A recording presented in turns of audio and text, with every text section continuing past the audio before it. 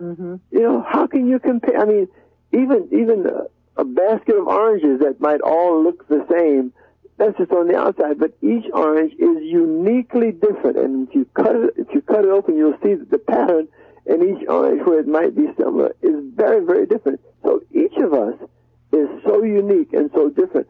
And I think we need to focus on that part of our children. But again, if they see you living that type of belief system yourself, then what do you think they're going to believe? That they are special. But so often, you know, we're in dysfunctional families, and it's just, I mean, it's really. So the secret to motivating our children is catch them being good, and be good yourself, and be a good example. You know, I think I mentioned it. People always tell me that I'm a great role model. No, I'm no greater role model than the next person. I might be a role model to more people, but everybody's a role model.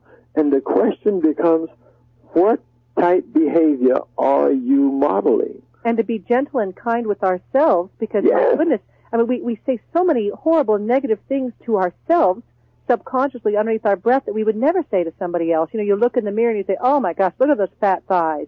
You know, look at this and that. And we say terrible things to ourselves. I suppose we need to eliminate that habit right away. Indeed. Here's the definition of that. I was just looking through my book, The Power in You, and one of the chapters is the power of self-esteem. So first off, let's dissect self-esteem. Esteem of self, holding yourself in high regard. Esteem means to think favorably of, to consider valuable. So self-esteem is thinking of yourself as a valuable entity. Why wouldn't you want to do that? I mean, you know, because you are. You're the most valuable you, the most precious you that ever lived. There's nobody like you in the whole wide world. You know, we give more credence to somebody's artwork. Oh, this is a collector's item.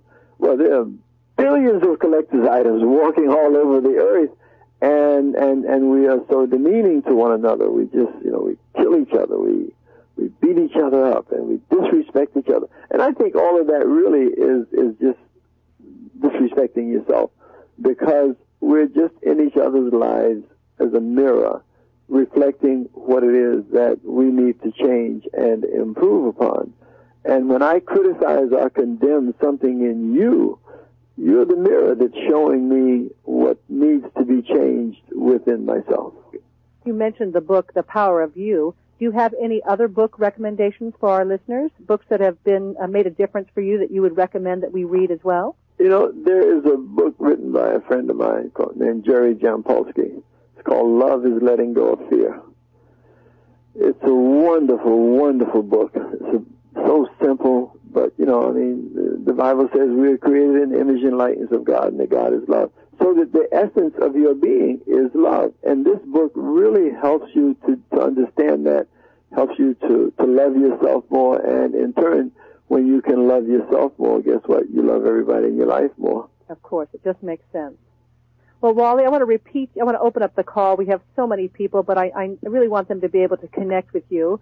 So once again, your website is www.wally, WALLYAMOS.com. Is that correct? That's correct. Oh, wonderful. And then your book titles, we talked about those, but let me repeat them again in case some people were coming on late onto the call. We have The Famous Amos Story, The Face That Launched 1,000 Ships, The Power in You, which you mentioned, 10 Secret Ingredients to Inner Strength, Man with No Name, Turn Lemons into Lemonade, Watermelon Magic, Seeds of Wisdom, Slices of Life, and The Cookie Never Crumbles, Inspirational Recipes for Everyday Living. Thank you very much for being with us, Wally. Let's open up the call, and so you can kind of connect with our listeners.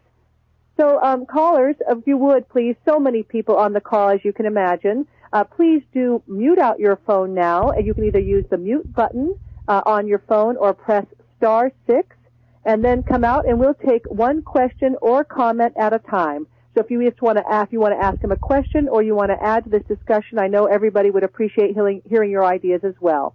So here we go. I'm going to open up the call. Hi. Yes.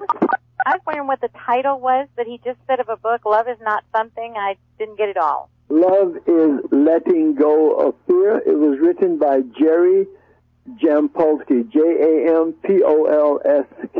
It's when I think if I can recommend one book other than mine, I would recommend that book. Love is Letting Go of Fear. Thank you. Were you able to hear that fine? Was able to hear it fine. Excellent. Thank you. Next question or comment, please.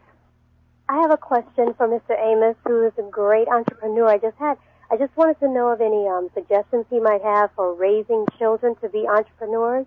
Any little businesses that he's seen young people start that are great for them to get started as entrepreneurs? Well, but I think again it goes back to what the child is interested in. So many children, so many people want to start a business just so they can make a lot of money. That always seems to be the end result. I think doing what you enjoy doing is more important than making a lot of money. Now, it is important to have a business that is profitable. Otherwise, you cannot stay in business. But again, I think it goes back to seeing what it is that interests your child.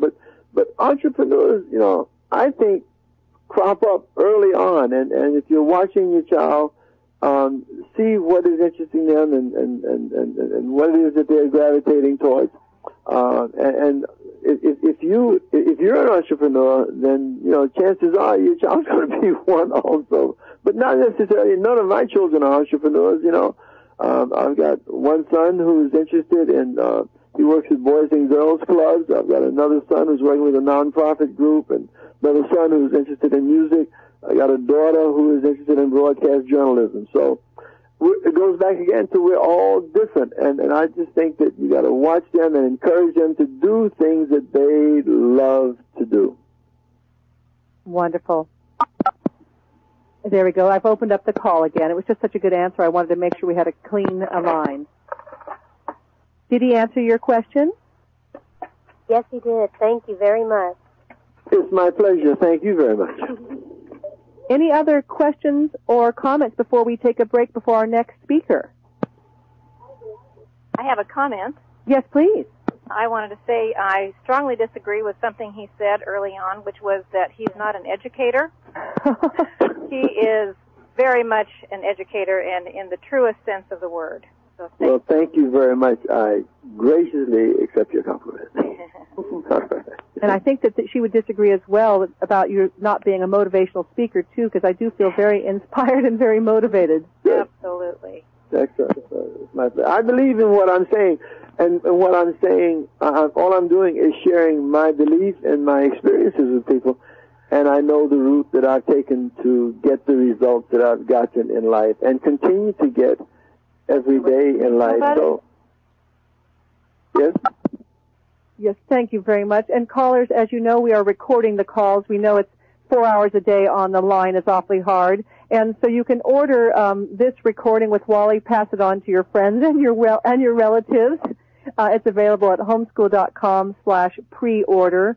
We want as many people as possible to hear these great interviews. And, of course, it's our pleasure to record these and make them available for you. And thank you very much, Wally, for allowing us to record your message. It's my pleasure. Thank you for the opportunity to share some of my ideas with your listeners. And I congratulate all you ladies and gentlemen who are homeschooling their children, because I think it's a great concept, and it gives them, some really strong values and a good foundation. So you guys keep up the great work.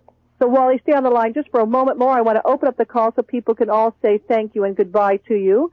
And we're taking a 2-minute break, a short break, but then we're coming back with Patricia Carnabusi. She's going to talk about how to use the power of the Internet in your homeschool. So please unmute your phones now, *6 to unmute, and join me in saying thank you and goodbye to Wally Famous Amos.